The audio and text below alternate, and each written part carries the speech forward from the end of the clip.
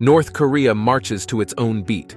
While the world becomes more connected, North Korea pushes itself further into secrecy. Join us as we show you the weirdest things that only exist in North Korea. Propaganda Village. On the North Korean side of the Korean Demilitarized Zone (DMZ), there exists a peculiar settlement known as Kijong-dong, or Peace Village. At first glance, it appears to be a typical town. However, upon closer inspection, it becomes apparent that Kijong-dong is nothing more than a propaganda facade, a sham village designed to showcase North Korea's supposed prosperity and development to the outside world. In reality, the structures in Kijong-dong are mere concrete shells, devoid of actual residents. The buildings feature painted windows and well-maintained exteriors, giving the illusion of a thriving community. However, there are no signs of genuine human activity within the village walls. The only observable human presence is the occasional group of people brought in to sweep the streets or tend to the surrounding fields. The true purpose of Kijong-dong is to serve as a tool for North Korean propaganda. The village is strategically located within the DMZ, visible to South Korean and international observers. North Korea utilizes this advantageous position to project an image of progress and success, despite the reality of the country's economic struggles and the hardships faced by its citizens. The night soil. In North Korea, a severe food shortage and lack of chemical fertilizers have led farmers to resort to using human excrement, euphemistically known as night soil, to fertilize their fields. This practice, driven by desperation and the country's struggling economy, has become so widespread that shops selling human feces began popping up in 2010. Initially, farmers used their own family's waste, but as the demand grew, human excrement became a precious commodity, leading to the establishment of an open market for this unconventional fertilizer. The situation escalated in 2014 when North Korean leader Kim Jong-un officially ordered his people to use human and livestock manure on crops. With livestock being scarce, human waste became the preferred choice.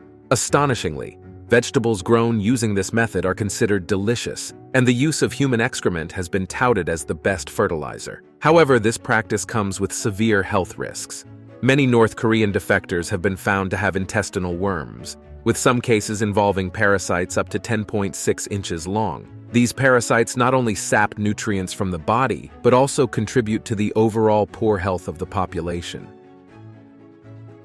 Caste system. Based on loyalty, North Korea employs a unique caste system called Songbun, which classifies citizens into three main castes based on their ancestors' political, social, and economic backgrounds. This system of ascribed status determines a person's opportunities and trustworthiness within North Korean society. The three main castes are core, wavering, and hostile.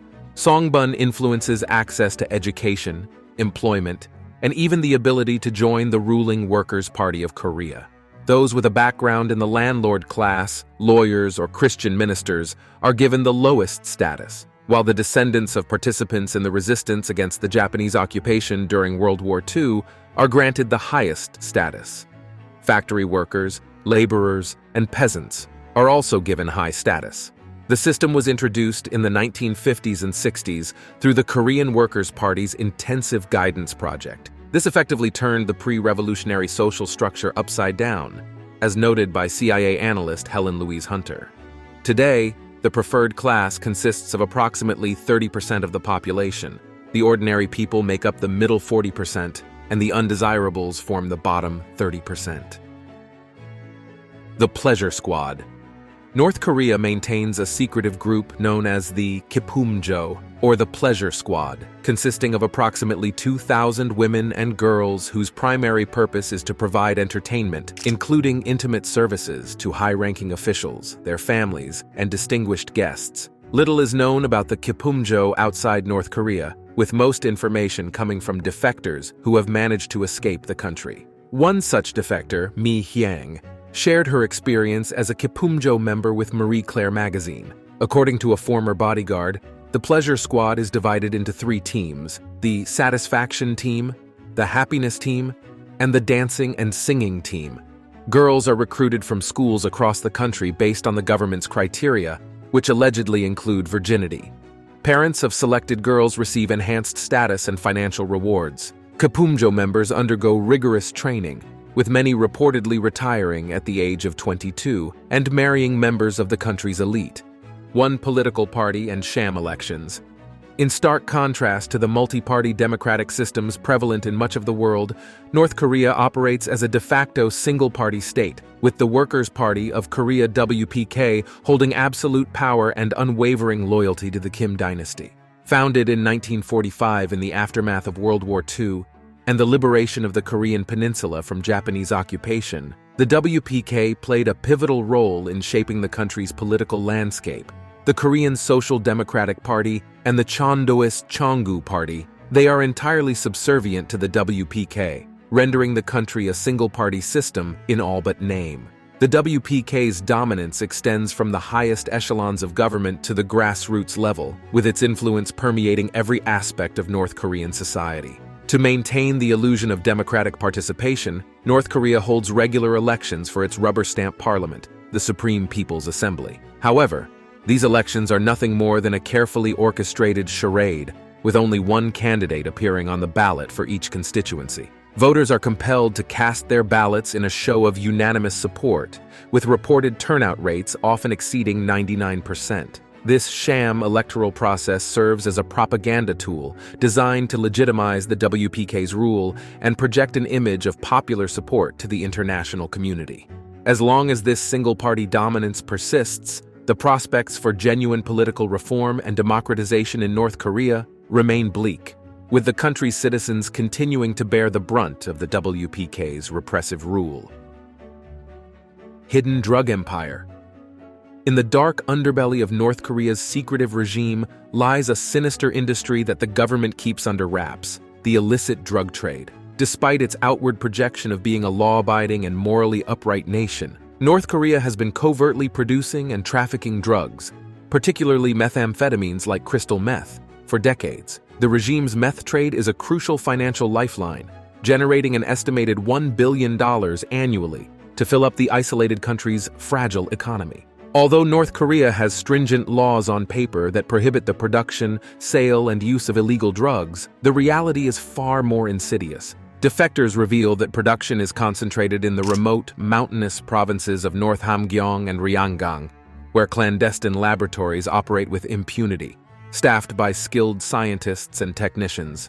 The finished product is smuggled across borders via intricate networks.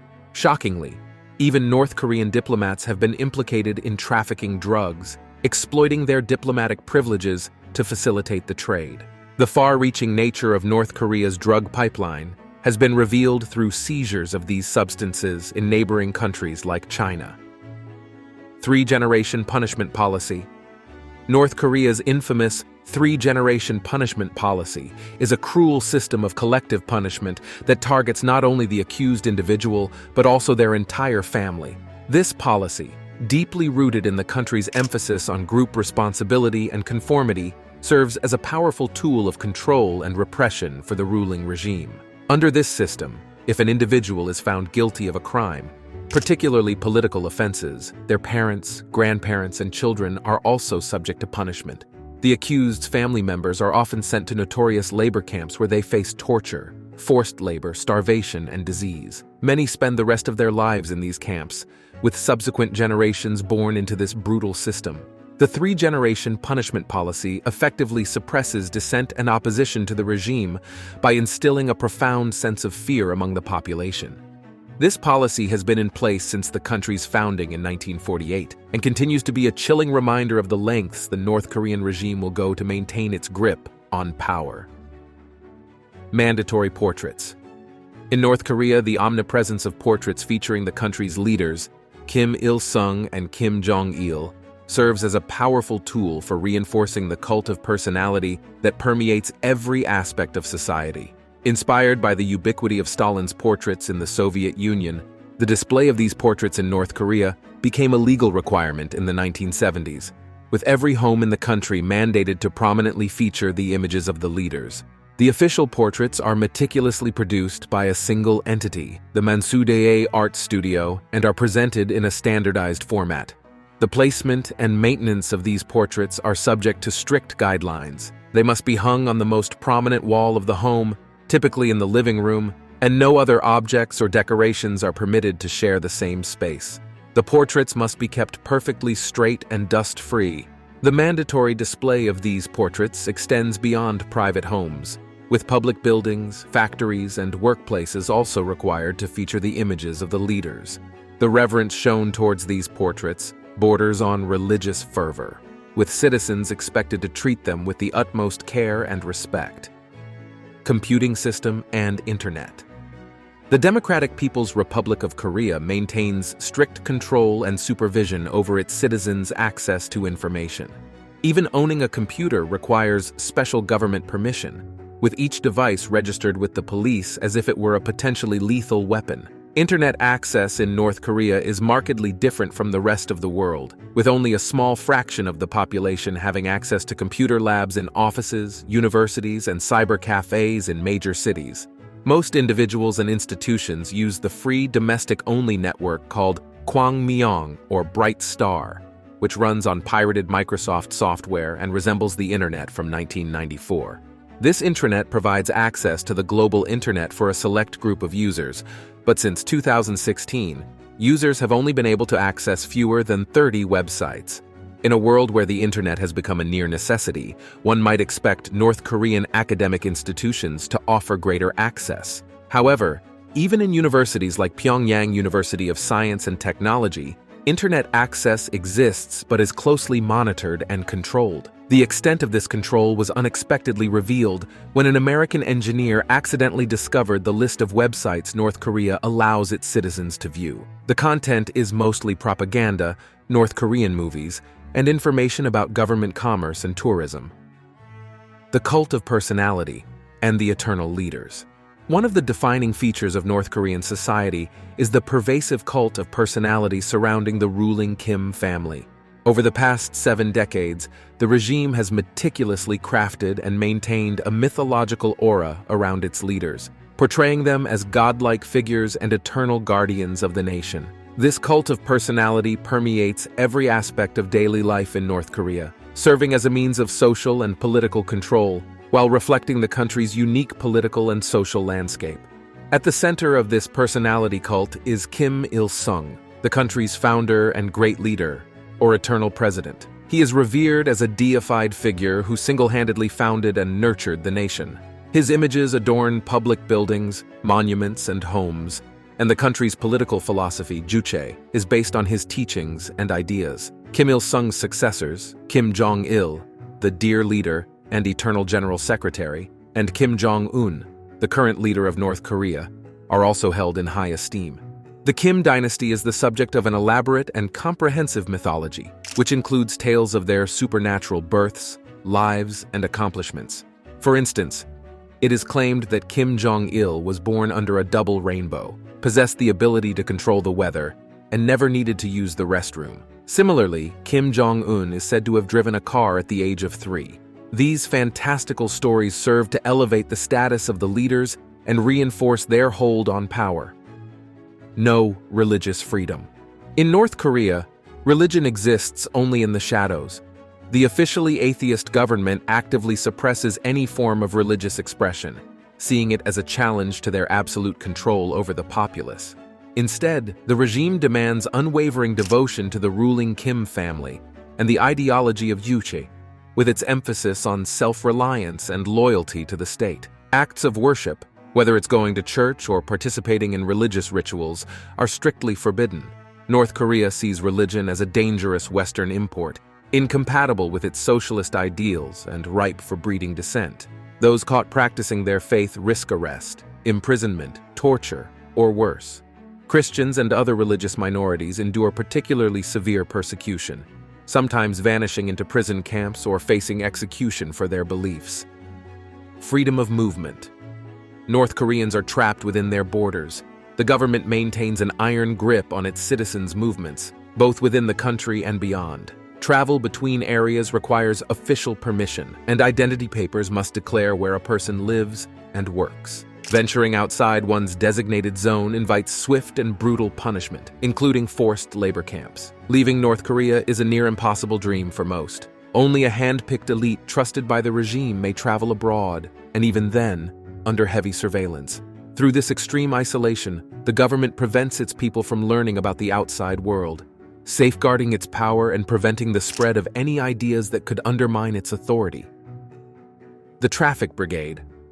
Before the widespread use of traffic lights, North Korea, like many other nations, relied on human traffic controllers to manage the flow of vehicles on its roads. In Pyongyang, the capital city of North Korea, the task of directing traffic fell upon the shoulders of young, attractive, and single women. Despite the country's ability to afford traffic lights on every corner, the presence of these female traffic controllers remains ubiquitous, with approximately 50 women working in the capital. The role of a traffic officer is highly coveted, as it comes with better pay, more food, free housing, and healthcare compared to the average North Korean citizen. These women, dressed in crisp, military-style uniforms, can be seen at their posts in all weather conditions, diligently managing the city's traffic flow. The late leader Kim Jong-il was known to take a personal interest in the traffic girls, even going so far as to provide them with new equipment, such as fancy, umbrella-covered platforms to stand on. Rumor has it that the current leader, Kim Jong-un, handpicks the traffic controllers himself. Due to their good looks and elevated social status, these women are highly sought after by single North Korean men, making them some of the most desirable potential partners in the country. The suppression of K-pop. North Korea has openly declared a cultural war, warning its citizens to stay away from all things South Korean, including fashion, hairstyles, music, and even slang. In recent years, South Korea has emerged as a formidable cultural force with its products, such as K-pop, K-drama, and cosmetics, gaining immense popularity worldwide. However, North Korea is determined to prevent South Korean influence from permeating its borders. Under the leadership of Kim Jong-un, who has called K-pop a vicious cancer, North Korea has taken extreme measures to suppress the spread of South Korean entertainment. In the past decade, the regime has publicly executed at least 7 people for watching or distributing K-pop videos from South Korea. A law adopted in 2020 stipulates that those caught distributing South Korean entertainment can face the death penalty. The North Korean government's crackdown on K-pop is particularly focused on the border city of Hyesan, where many North Korean defectors have settled in South Korea. The Uchi Calendar. North Korea stands apart from the rest of the world in countless ways, and its unique calendar system is no exception. The Uchi Calendar, named after the country's guiding ideology of self-reliance, was introduced in 1997 and runs parallel to the globally recognized Gregorian calendar.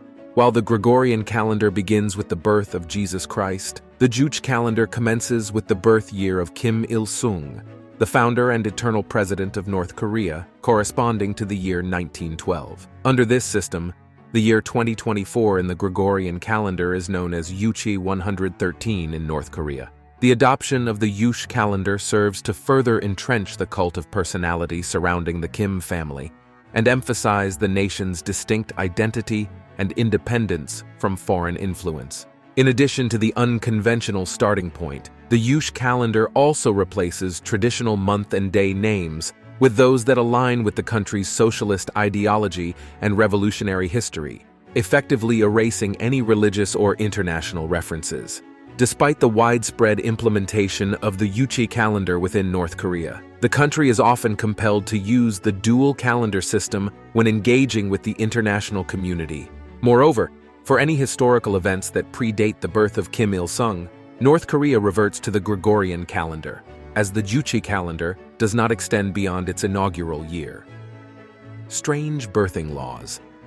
In North Korea, even the most intimate aspects of life, such as childbirth, are subject to the state's strict control and peculiar regulations. One of the most striking examples of this is the country's treatment of unmarried mothers. Under North Korean law, unwed mothers are prohibited from registering the births of their children, effectively denying these children legal protection and access to basic necessities like food and health care. This discriminatory policy came to light in 2020 when mothers in South Pyongyang province rushed to hospitals with their infants to receive vaccinations. Shockingly, the children of unmarried mothers were turned away, highlighting the deeply entrenched stigma and legal consequences faced by those who give birth outside of wedlock in North Korea.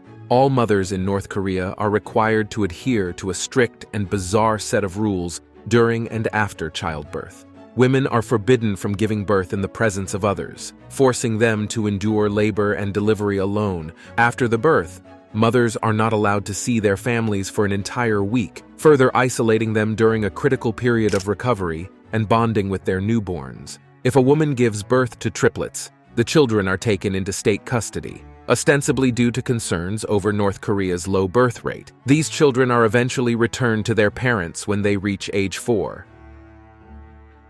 Daily power cuts. Despite the North Korean government's claims of progress and self-sufficiency, the country has long been plagued by chronic energy shortages that have left its citizens in the dark.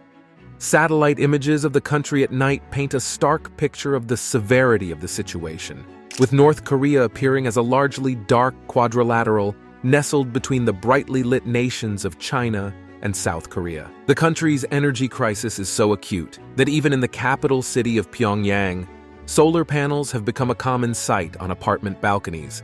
Students often resort to gathering under streetlights to read their books at night, as power outages are a regular occurrence in most parts of the country. Ironically, North Korea was once the industrial hub of the region during the Japanese colonial era, boasting the most advanced power generation capabilities in East Asia, perhaps even surpassing Japan itself. However, following the collapse of the Soviet Union, the country lost access to crucial spare parts and technical expertise, leading to a gradual deterioration of its energy infrastructure. Today, according to World Bank statistics, only 1 in 3 North Koreans has access to electricity. The government prioritizes power distribution based on a hierarchy of needs, often favoring the industrial sector over residential areas. As a result, ordinary citizens bear the brunt of the energy crisis. Western clothing ban. In a nation isolated from much of the world, a simple pair of blue jeans is considered a dangerous symbol of Western ideology. North Korea takes strict measures to keep such corrupting influences at bay. These garments are seen as symbols of capitalist decadence and are therefore considered incompatible with the country's socialist values and ideals. The North Korean government has gone as far as to label blue jeans a representation of American imperialism, making it illegal for citizens to wear them. Instead, North Koreans are expected to dress in a manner that aligns with the country's Juche ideology, which emphasizes self-reliance, collectivism, and loyalty to the state. Traditional Korean attire, such as the hanbok, is encouraged, while Western fashion trends are actively suppressed. This prohibition on Western clothing extends beyond just blue jeans. Items such as t-shirts, skirts, and suits are also frowned upon, as they are seen as expressions of individualism and foreign influence. The North Korean regime fears that exposure to Western fashion could undermine its control over the population and lead to a desire for greater personal freedoms and access to the outside world. The Friendship Museum. Nestled in the scenic Myeonghyangsan Mountains of North Korea's North Pyongan province lies the Korean Friendship Museum, a unique institution that offers a fascinating glimpse into the country's diplomatic history and the personality cult surrounding its leaders. The museum, which first opened its doors in 1978, houses an extensive collection of gifts presented to North Korea's leaders by foreign dignitaries, governments, and organizations. Visitors to the Korean Friendship Museum are required to adhere to a strict protocol, which includes bowing before entering the facility, removing shoes, and donning badges bearing the image of Kim Il-sung. Offering flowers to statues of leaders in the complex is also a customary gesture of respect. Among the most notable items on display are a crocodile skin suitcase from Fidel Castro, an ivory lion statue from Tanzania, a basketball signed by Michael Jordan from former U.S. Secretary of State Madeleine Albright, a bulletproof limousine from Joseph Stalin, and perhaps most peculiarly, a stuffed alligator holding a tray of cocktail glasses and an ashtray. State-controlled haircuts. In North Korea, even personal grooming and appearance are subject to strict state control. The government sets acceptable hairstyles for both men and women, in line with its efforts to maintain a uniform and obedient population. These state-sanctioned haircuts are designed to reflect the country's socialist values and promote conformity. For men, the approved styles are generally short and conservative, with hair length not exceeding 2 inches and sideburns trimmed above the ears. One of the most popular hairstyles among North Korean men is the one sported by the country's leader, Kim Jong-un. Women's hairstyles are also subject to regulation, with variations depending on factors such as age and marital status. Thanks for watching, and we'll see you in the next one.